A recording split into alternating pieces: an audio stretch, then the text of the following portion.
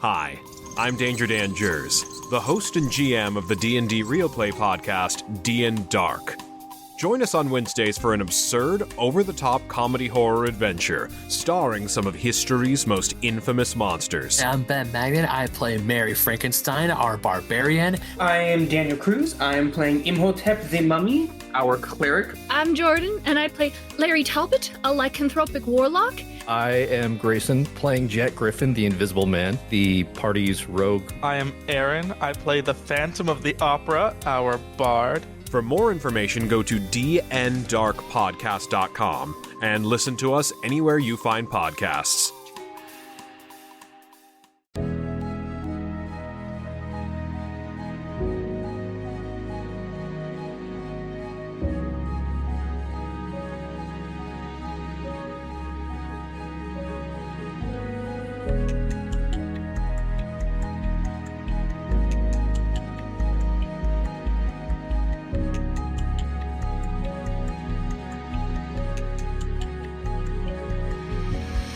Hey everybody, this is Davis over at the CFG, and I would like to welcome you to another episode of Pop Culture Gems. This is a series where we talk to amazing creators, artists, cosplayers, voice actors, and so much more. So if you like what the interviews that we do with our amazing guests, give us a thumbs up or subscribe to our YouTube channel, the CFG channel, or you can go to either our main website, confreaksandgeeks.com, to check out all the awesome interviews, or you can just go check out, listen to it on any podcast services out there.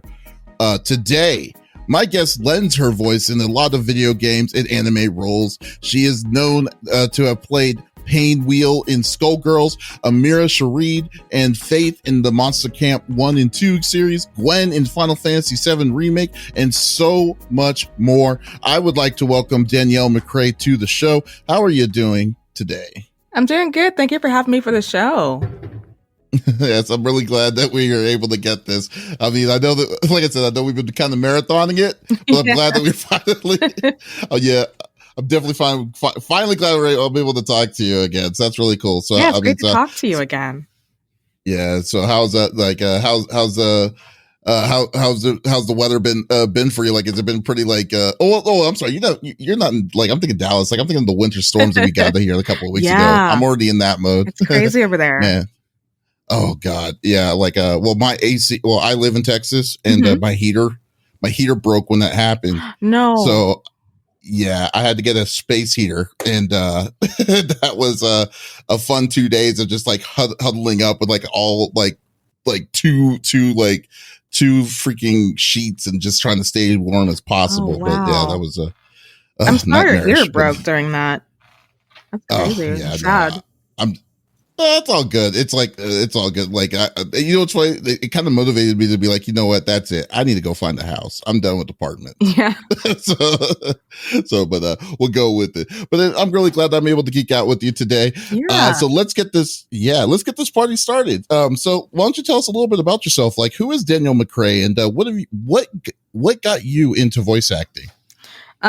So growing up as a kid, I loved watching a lot of cartoons growing up, Saturday morning cartoons. And I would just like wake up early, like 5, 6 in the morning, just to binge watch and watch a whole bunch of cartoons. And so I always wondered, there's somebody somewhere recording these voices for these characters. These characters just don't have these voices on their own. Someone's, behind the scenes, behind the microphone, just recording for these characters. And so I was really interested in that world. And then fast forward to when I was in my teens, and my dad, he decided to get me this Super Nintendo because he was looking at me play with my dolls and everything, and I just didn't know how to play at them right. It would be like Sid from Toy Story and kind of take them apart and make a whole new toy.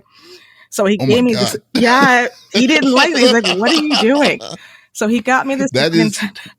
Yeah, that is the signs of a serial killer in itself. See, that's scary. That's really scary to think about. So he's like, "Yeah, let me get you this Super Nintendo. Hopefully, you don't take this apart." And I played Mario on there, and then I just got into. That's a whole different story in its own, how I got into video games. But I really got into voice acting through Saturday morning cartoons, and then I told my mom when I was younger, hey, I want to do this voice recording thing. It sounds really cool. Someone's probably making money doing this, or the people that are doing these voices in cartoons. And she was pretty much telling me that's, it's cute and everything, but I don't think that's an actual job. You should probably look for something that's a lot more sustainable. So fast forward to college, I took a lot of theater classes because back then I was taking computer animation classes for character design. And my ADD just could not. At some point, I had to stop. And then I took theater. A friend of mine told me, if you really want to get into voice acting, you should probably look into taking some theater because, theater and voice acting come hand in hand when it comes to creating characters. And so then I went with a friend in LA. We did a workshop called Bang Zoom workshop. And it was directed by Tony Oliver. And then I found out later on that the casting director, Mami Okada, who was in charge of holding the first workshop, she was kind of looking for more people to kind of come in to the audition roster for their studio just to kind of, try out the equipment just to see if they're ready to handle professional anime dubs and video game stuff like that. And it took about 2 classes. And the director of the class pulled me aside and said, hey, I think you're ready to record. I can't really promise you anything, but I can promise that I could take you to the studio. We can have a general audition where you can try out certain characters that have already been fleshed out and recorded already. And about a few months later, things started happening. I went into League of Legends. I got cast in League of Legends. And then a month after that, it was World of Warcraft. And then a month after that was Skullgirls. And then the rest was history. That's really cool. That's a really cool story. I love hearing like these kind of stories from individuals. It's always something new and something different. But like, what was the show that, like, you're saying, like, you were really interested in the background that you felt like it was a job in itself when you were listening to the cartoons that you were watching. Like, was there a show or a game that inspired you to get into the VA world itself specifically, or was it just like a series of cartoons and stuff? It was like a series of, into it? Oh my gosh, it was a series of cartoons, but I think growing up, the one that resonated with me the most was the old school Thundercats. And I loved Chitara's voice, especially. She was my favorite character growing up. And I thought, okay, someone is recording for her. Someone is lending their voice for her. I don't think she just became animated and all of a sudden she got this voice on her own. Somebody is in the background creating her voice and recording for her. And then for video games, it really got me kind of really interested in video games or recording was Metal Gear Solid, the very first one. Uh-oh. And when I heard David Hayter and Jennifer Hale, I'm like, oh, wow, this is very cinematic for its time. And I was like, okay, I really want to get into this. Wow, yeah. Wow, I didn't even know Jennifer. I didn't know that was Jennifer Hale. Jennifer Hale played who? Meryl or Sniper? She played Naomi Campbell. Was it? Not Campbell, was it? Naomi. I'll just say Naomi. I'll say Campbell because that's the model. Oh, yeah. But, yeah. I got the Naomi's mixed up, but she plays Naomi. Okay. Okay. She was yeah. I just said Naomi Campbell. By default, though, come on. To be fair, though, by default, there's just names that you just know that it's just like peanut butter and jelly, and Naomi Campbell is one of them, definitely. So that's cool. This is true.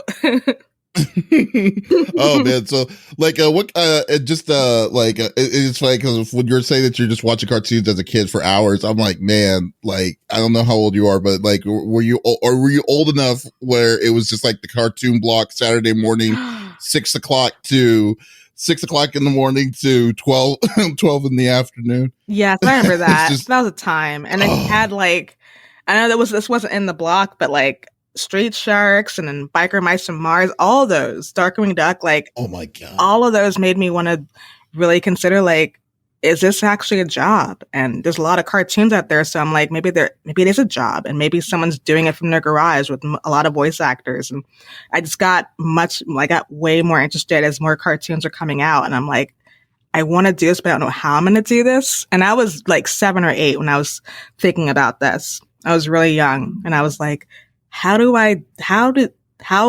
does this work? Pretty much. You sound like you had like a logical frame of mind even at a young age though, because it's just like the last thing I'm thinking of at 7 or 8 isn't like, oh, I wonder who the person is in the background. Yeah. Of, who's the voices of that. That is so cool though. Yeah, because like all my friends back then would be like, okay, these characters, there's no human voicing them. They're voiced by they're their own voice. Like there's no voice recorder or whatever. There's nobody acting, and there's no person in a studio recording for them. You're ruining the illusion. It's like, no, there's somebody behind there. It's like, stop it. So it's pretty much like that. It's like, did you listen to Rob Paulson the other day? It's like, oh no. It's like, oh no. It's like Ninja Turtles. It's like, that's what you're talking about. Raphael. Ninja Turtles. Not Rob Paulson. Yeah. That's cool.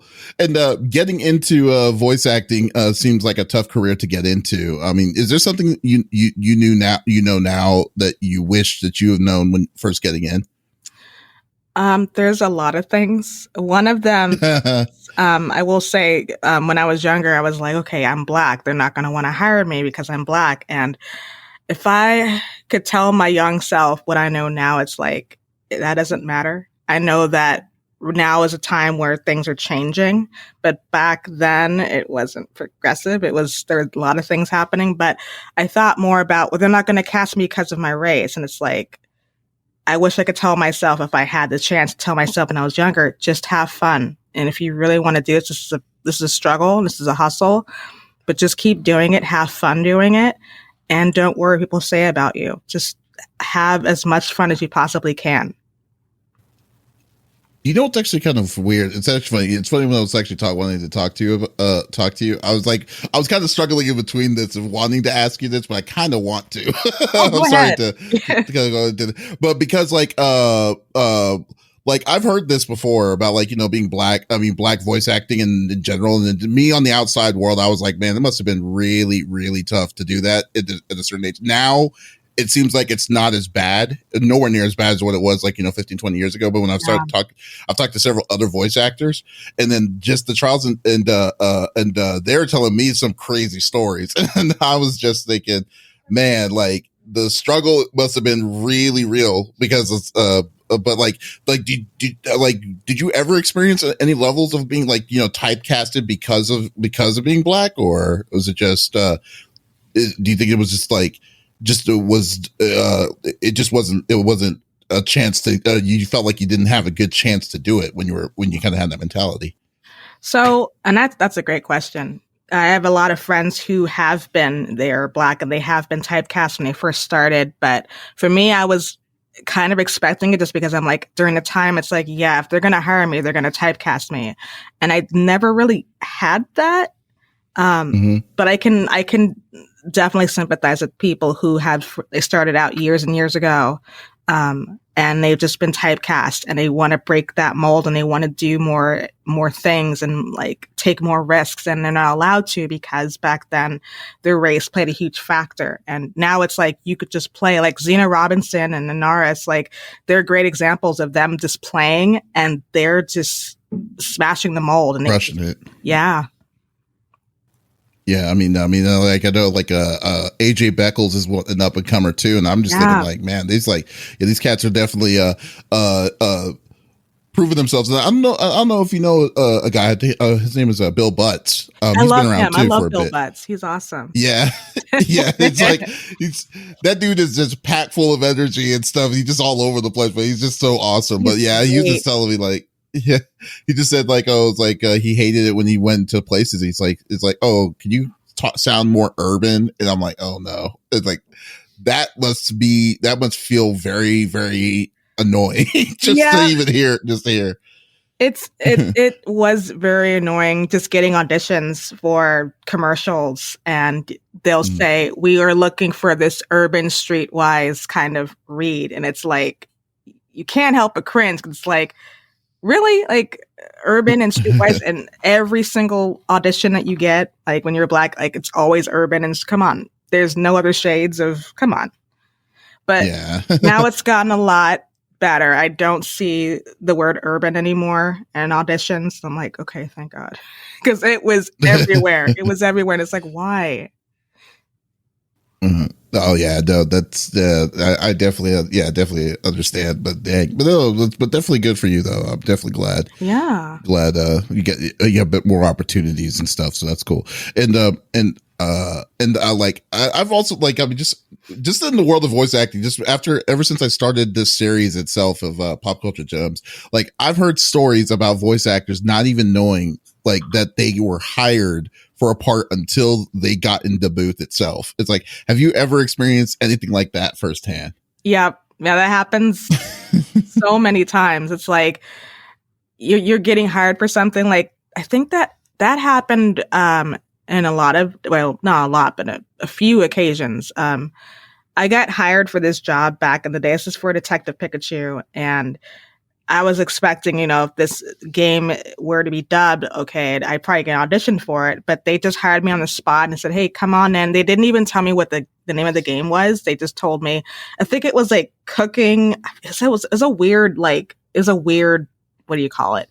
Like a code? Yeah, code a code name. Yeah. So it was like a cooking simulator. I forgot what it was. And I'm like, oh, cool. Okay. So I came in the next day and I see the director. And then when I see the director, I see all this like Pikachu and like Pokemon plushies all over the studio. And I'm like, okay, either this studio realized Pokemon or I'm actually working on a Pokemon job.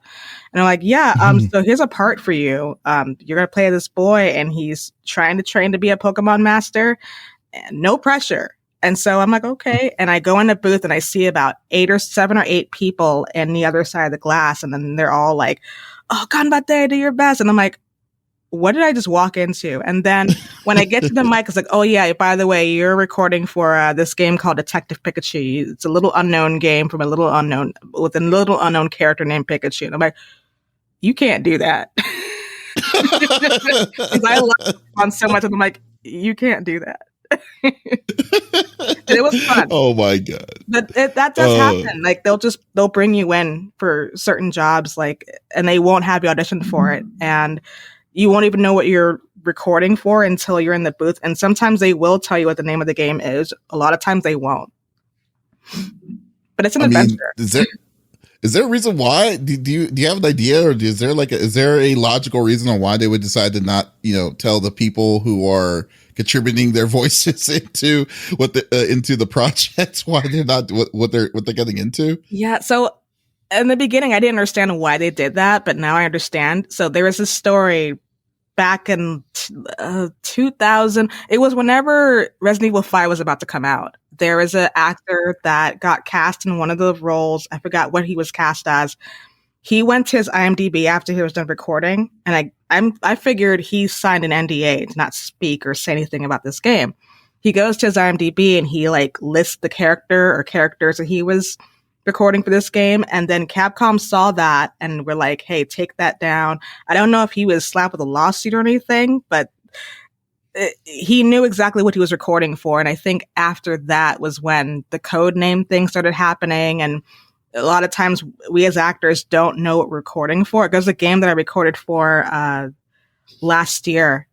Was it earlier this? No, it was earlier this year. Or it was last. Yeah, it was last year. I'm getting the years mixed up.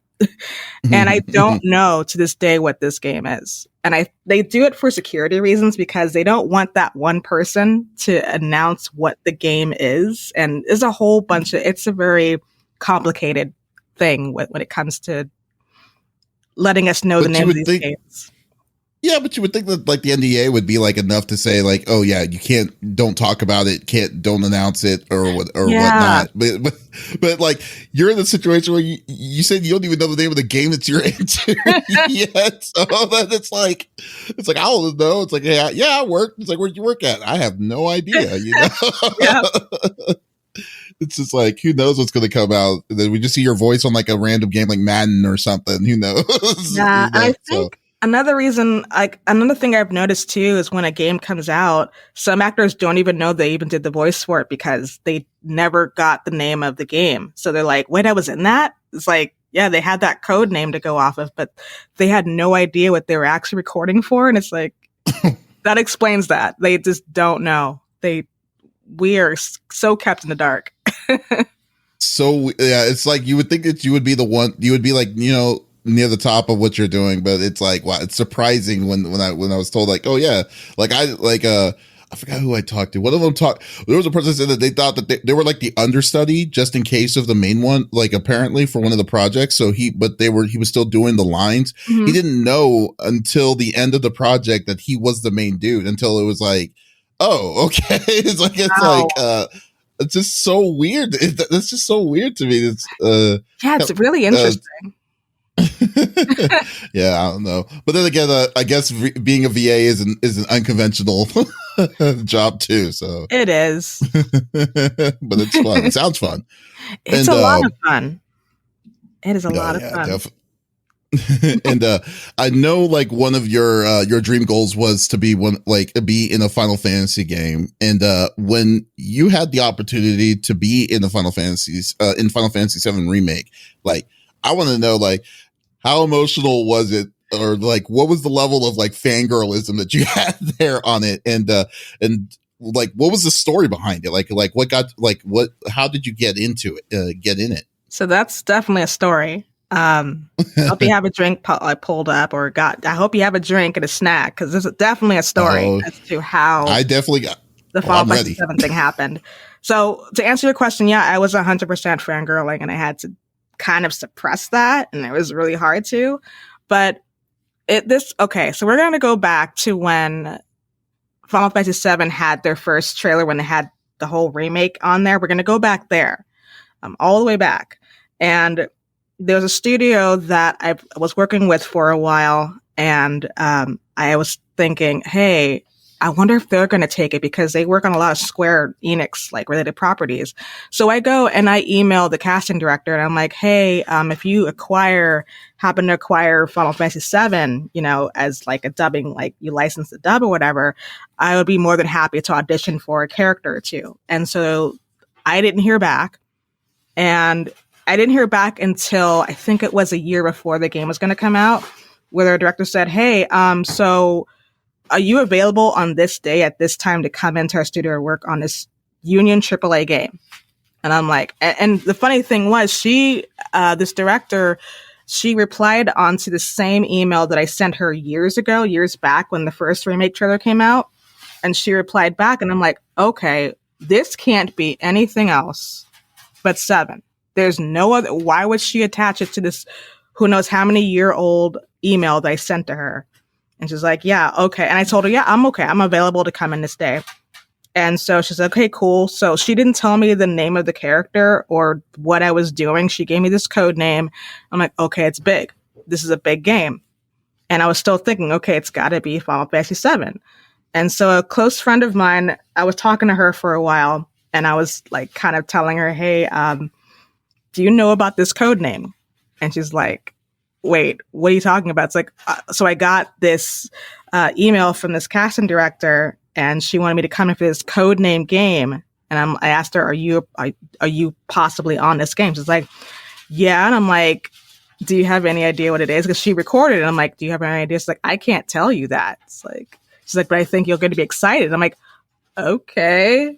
So then I go in the next week to record for this game. And the director, he was really nice and sweet to me. And he was talking to me about this character, about this game a little bit. And they're being very vague as to what this game actually was. They showed me the character art for my character.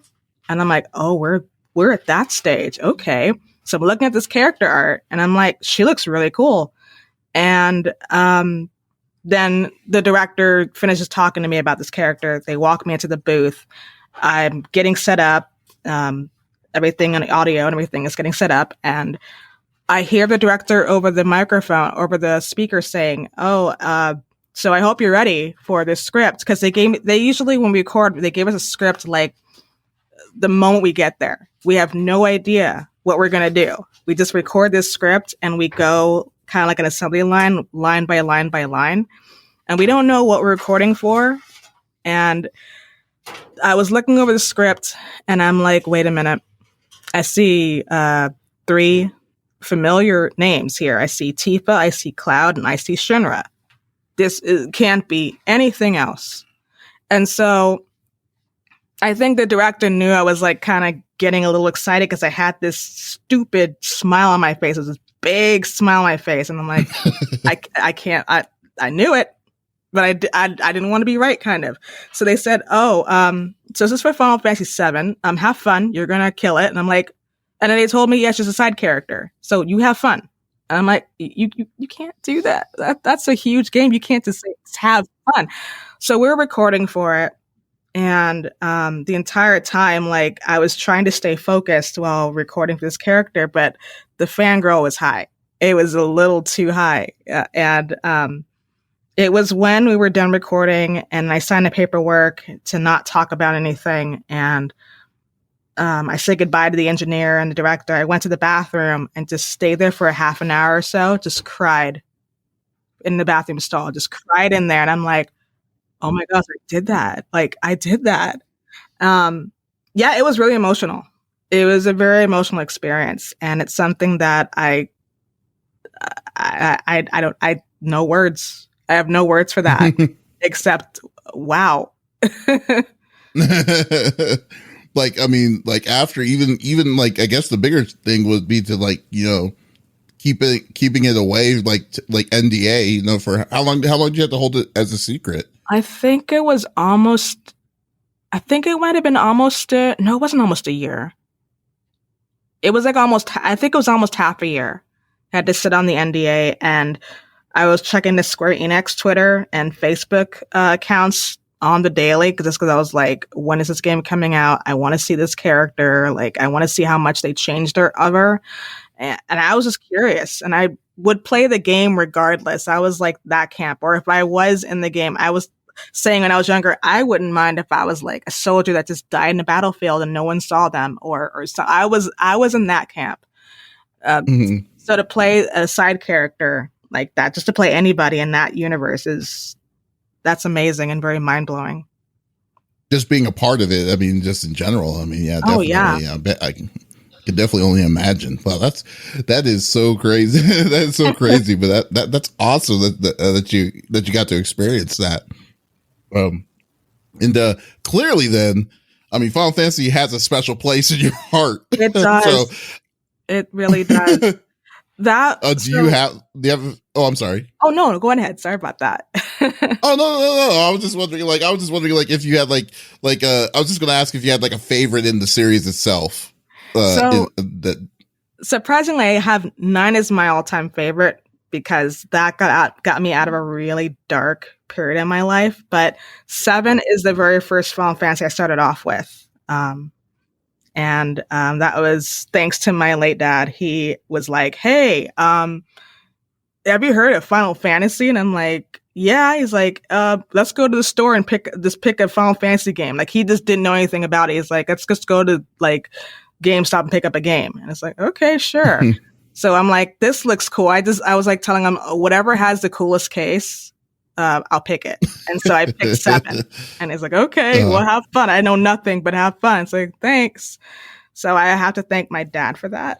It was like, pick whatever. Like, he was talking about Final Fantasy. He's like, I don't know. I heard guys at work talking about this Final Fantasy thing. You want to go see if like there's a Final Fantasy game in this game store? And I'm like, okay, that's really random, but okay, let's go. And I don't regret making that, like, getting that game and playing it multiple times.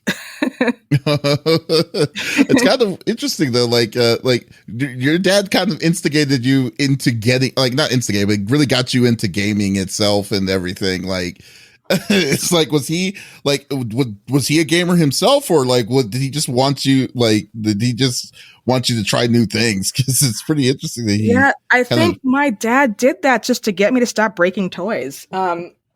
Because I would just take a doll apart or a G.I. Joe apart and make a whole new toy. And he's like, you need to stop doing that. We got to get you something where you can't destroy it. So I think he wasn't a gamer. He just wanted me to stop breaking things. But yeah, he had this whole thing when I was younger where he was telling me, okay, I'll get you this Super Nintendo and a few games. I'll keep checking on you just in case you don't break the system or like the cartridges, however you can break that. And you just see if like, okay, if you like this, I'll get you more games. If you don't like it, or if I see you breaking something, I'm taking it back, and we're gonna have to figure out something else to get you, because I can't have you breaking any more toys that I buy for you. And I was like, oh, it's fun. He's like, that's not fun. If I'm buying it, it's not fun. So that's kind of how that started. So I really do thank my dad for kind of introducing me to that world and the video game world and everything. And when I did get that part in Final Fantasy VII, he's like, oh, you got that part in the game that I got you years and years ago? And he's like, it was a remake, though. He's like, it doesn't matter. That's big. And he got really excited about it. And he told some of his friends at work about it. And I'm going to try to be emotional about this because I did lose him last month. I do thank him mostly for my career, because I think I was already interested in voice acting and when I was watching cartoons, but I think when I started playing video games and they had, you play stuff like FF10 or, stuff with voice acting in it, it's like a whole different thing rather than, playing games with text space. And that's not bad. Either one is not bad. But when I first started hearing voices in games is when I was like, thank you, Dad, for introducing me to this, because now I really want to get into voice acting. And he kind of was behind me in the beginning, like I wanted to do this professionally. He's like, well, you go do it. And I did it. And he was like, I don't think he expected it to get as, I can't find the words, but I don't think he realized how much of a job or profession voice acting really was. But I do thank him for that. I do thank him for getting me into the whole video game realm and everything. Oh wow, that's cool. Well, that's awesome. Like, especially if you have family support like that, it makes it even better. Yeah. So that's cool. And I am so sorry for your loss on that. I had no idea on it, but yeah. So, well, I mean, like overall though, I mean, just like it definitely. So I can understand why Final Fantasy is very special to you. Oh yeah, to you itself. But yeah, and I've just like amongst like I think my own personal opinion, like 9 is one of the most underrated games in my opinion. I think it's one of my favorite ones too. So when you said 9, I was like, yeah, it's not surprising. It's good. Yeah, it's a great game. It's a wonderful game, and that's a game that I can always kind of go back to. It's become my comfort game, except with the jump rope. That's not comfort at all. Oh God, yeah. We don't talk about the jump roping when we talk about Final Fantasy 9, but that's a game that I can always go back to. It's a game that's helped me out mentally through a really dark time, and that has a really special place in my heart. Yeah. Which is worse to you, the jump roping or the pull up game in 7 Remake? Oh no, they're both bad, but probably pull ups. The pull up game was, I don't know what it was, but I beat that the second try on that, and I was nice. But that game. It was just rhythm, but it is hard. When I tried to do it again, I'm like, I can't do it. Oh God. But the jump rope game was a pain in the butt too. And then you have Jules, and in 7 Remake, you got Jules over here, just kind of like I know the guy who voices Jules, and I'm like, I love you, Alejandro. But I remember DMing him, it's like, I love you, Alejandro, but your character Jules, I can't with him. I cannot. And he said, oh, you're welcome. That makes me happy because I did my job right. It's like, I love you, Alejandro, but I hate Jules. It's like a love-hate right there. Yeah. So, oh man. You've already done your dream gig with Final Fantasy, but do you have any more gigs, like dream gigs that you have that you would want to play as or be in or participate? Oh my God. I definitely Dragon Age or Mass Effect or something that I know will probably never get a remake, and that's Legend of Dragoon. Never say never. There's some rumblings on that one. That's so something that I have my clown shoes on for a while, because I'm like, maybe it'll happen, maybe it won't, but I'm going to keep these shoes on in case it happens. Oh man, you're very into like RPGs. I did not know that you're that heavily into it. Yeah. Well, I think what started it was Super Mario RPG. That kind of opened up a whole world of RPGs, and then I started playing more and more of them. So that was like the gateway. And then I think after that was FF7, and then I started playing other RPGs. But yeah. Just that's how it normally just goes. It's just like it just multiplies more and more. So Yeah, it's more and more. There's other variations too, like other kind of like FPS and stuff, but it always comes back to RPG. Yeah, I'm a very story driven person too. I totally understand that. Yeah. It's like you know, just sit down and just mess around with a whole different world and stuff. Like it's funny. I'm actually starting to. I'm streaming Chrono Trigger because I haven't played Chrono Trigger in 20 years.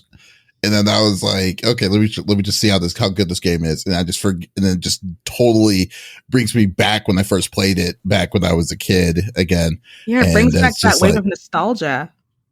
Oh God, yeah. And I mean, but like Chrono Trigger, a game like Chrono Trigger is a game that you don't like. I would never like. I would hate to see that being remade like to a level of like Final Fantasy. You know, I just feel like that's a game that's like you want to leave alone because it's just perfect. Yeah, it's like it's classic, and you just don't want to touch it. You don't want to. It's like if it's not broke, don't fix it. But it's like one of those. Yeah. Oh, big time. Just like Mario RPG. So Mario RPG is the same way to me too. It's like definitely. I would hate to see it. Yeah, in like 3D graphics and stuff, like, you know, like Switch graphics. It's like, no, just leave it the way it is. It's good. I would love to see Super Mario RPG on the Switch. I would be so happy, beyond happy, just to see that ported over to Switch. I'd be excited. Super excited. I'm actually surprised that they haven't already. You're totally right. That would be like, that would be a great game to have just portable, like all over the place easily. Yeah. So that's cool. And I know we talked about a lot in your gaming, like you do a lot of gaming stuff, but I know you've done voices in anime, like in Pokemon and in other series and stuff. But like, do you like prefer doing gaming gigs over anime gigs? I do love both voicing in anime and video games, but I think because video games have such a strong place in my heart, I would definitely prefer video games just because it's kind of like going back. Like, you know how like a video game, if you play a certain game, you feel kind of at home with that.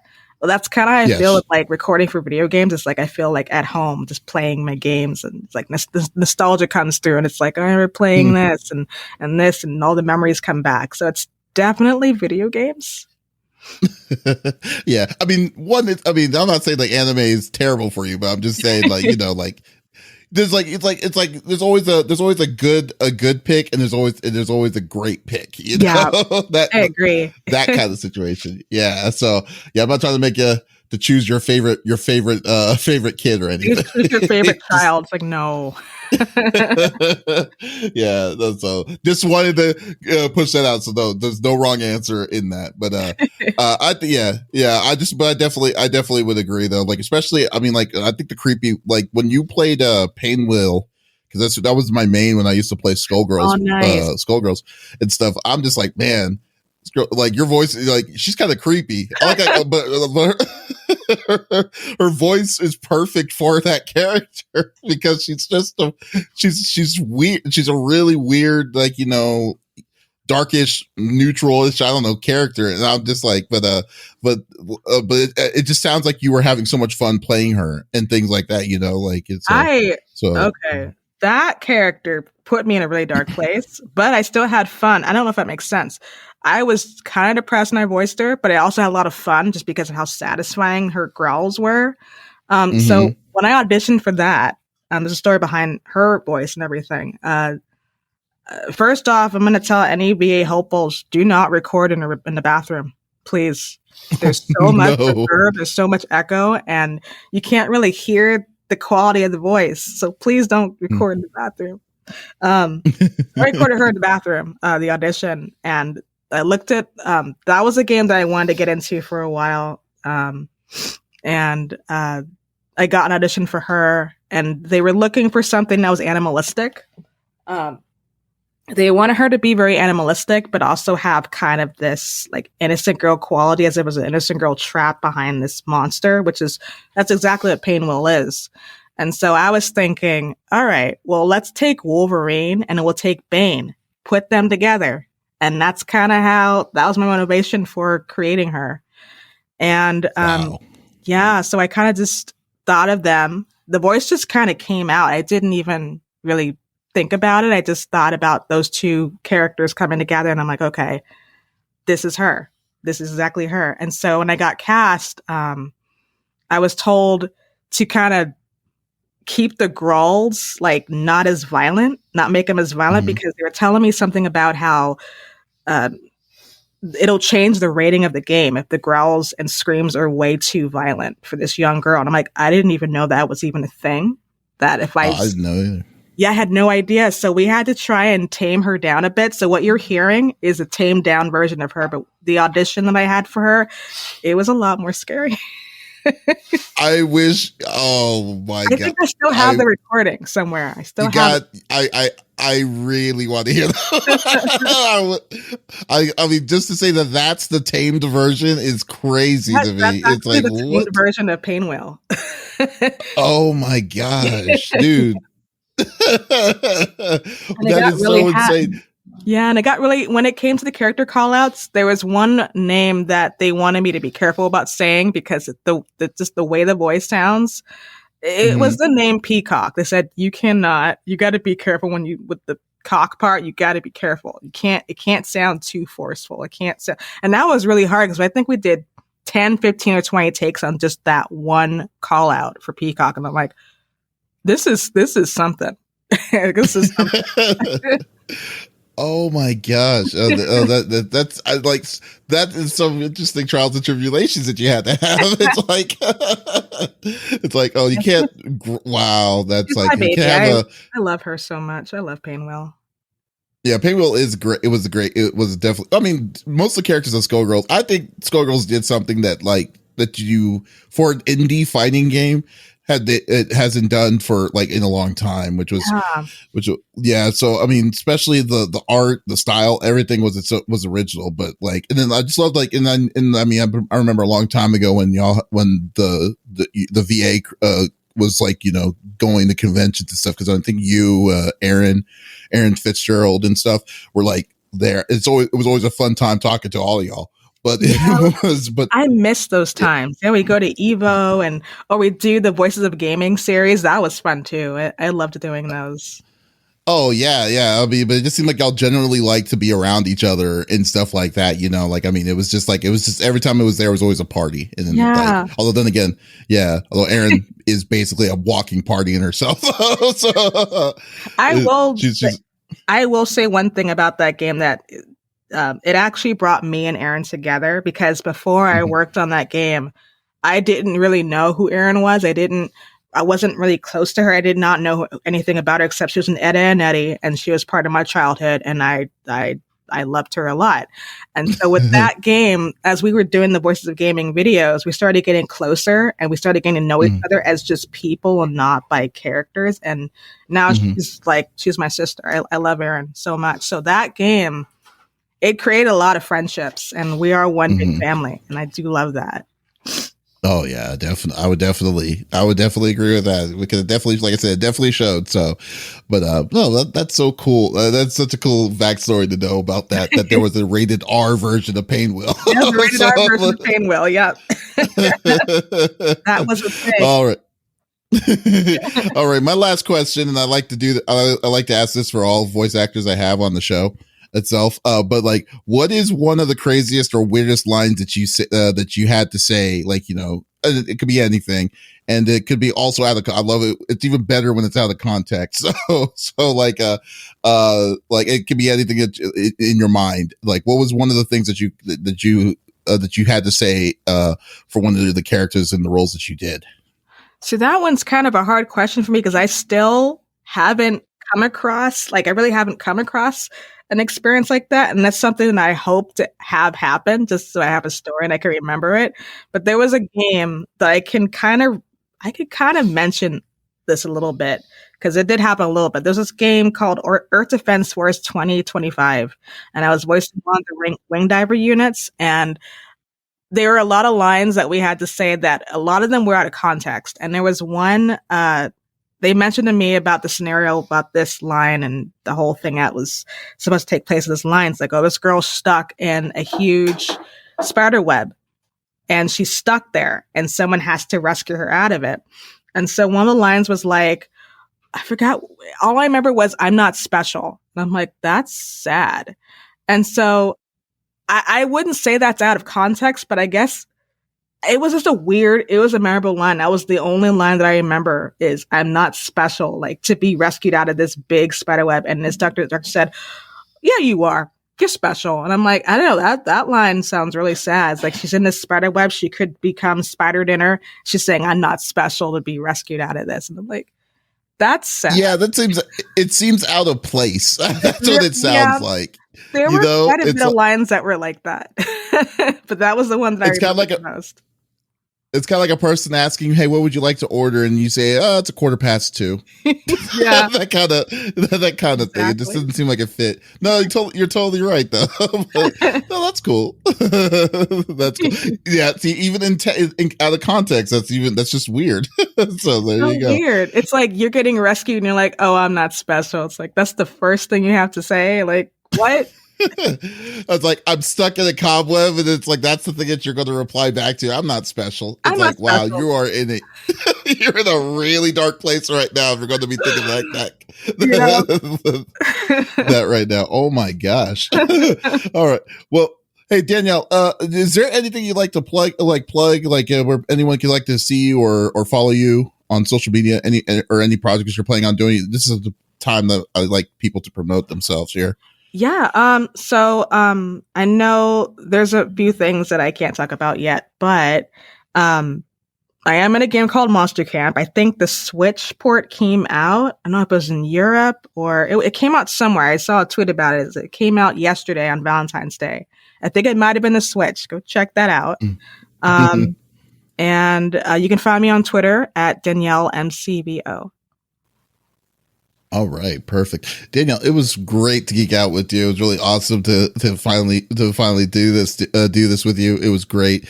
Thank you so much for being on our show. Having me. It's just so much fun. Thank you. Yes. And guys, if you want to check out more awesome interviews like this one, you can always check us out on our website, confreaksandgeeks.com, or you can listen to it on any podcast services out there. We're on Apple, Google, Verbal, whatever, what have you. It's out there, out there in the ether. So guys, once again, this is Davis signing off. Y'all take it easy.